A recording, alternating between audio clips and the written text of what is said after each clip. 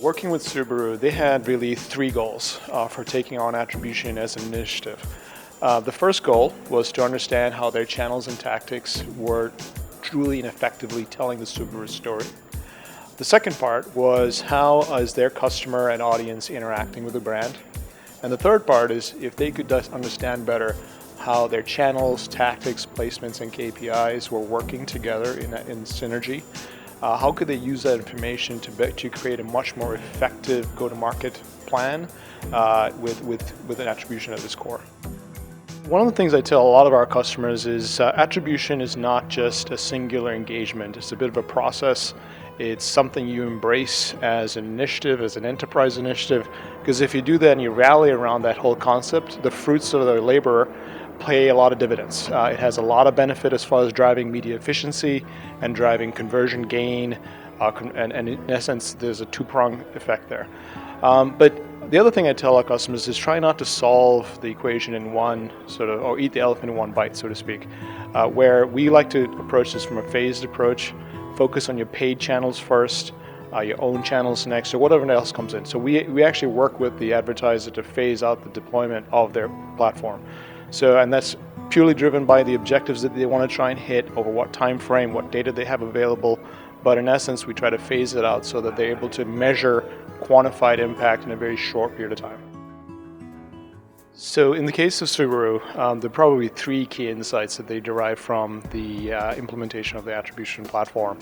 The first is they understand, in the automotive space, there's a highly influenced by what they call endemic sites. So guys like Kelley Blue Book, Cars.com play a role in driving traffic towards the automotive site.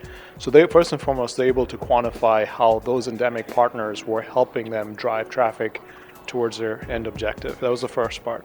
The other part is the impact of paid media on earned and owned.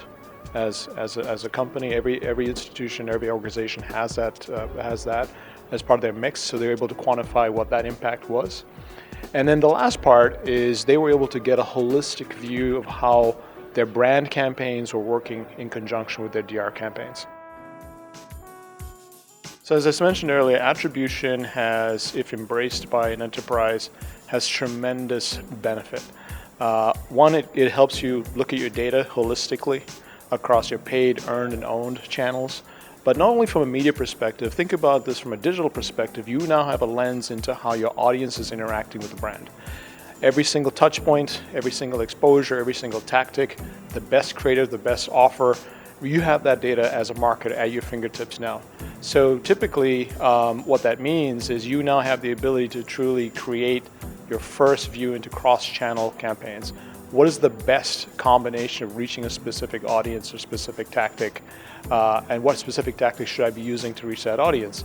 Those are all insights you can grab from an attribution platform if implemented correctly. What we've done as a company is we've focused in on collecting the most granular level of information for our customers. So we start by, I mentioned earlier, a phased approach to data collection. So there's the paid side, all the impression channels, your click channels, your response channels all come into one place. So the modeling approach we've used has focused on the entire data set. So we don't sample your data. And so as a result of our attribution model, what you're able to get is the most granular level of insight that you can now use to target that audience.